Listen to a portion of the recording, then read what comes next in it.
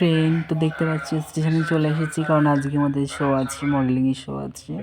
তো দেখতে পাচ্ছি স্টেশনে চলে এসেছি, বসে আছি। সকালে কিছু খেতে হবে, চা বিস্কুট ডিম সিদ্ধ খেয়ে নিলাম।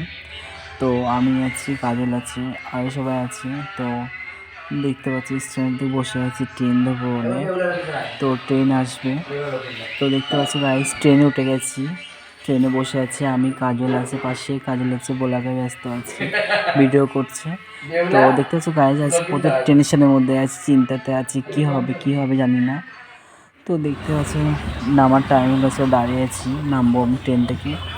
তো বন্ধুরা দেখতে পাচ্ছি ট্রেন থেকে নেমে গেছি, নেমে তো অটোতে উঠেছি, অটো করে যাচ্ছি। তো টেনশনের মধ্যে আছি, দেখতে পাচ্ছি কত সুন্দর জায়গাটা, ভোরবেলায় পৌঁছে গেছি। আমরা নামবো এখন, যেখানে আমাদের শো অনুষ্ঠানটা হবে সেখানে নামবো।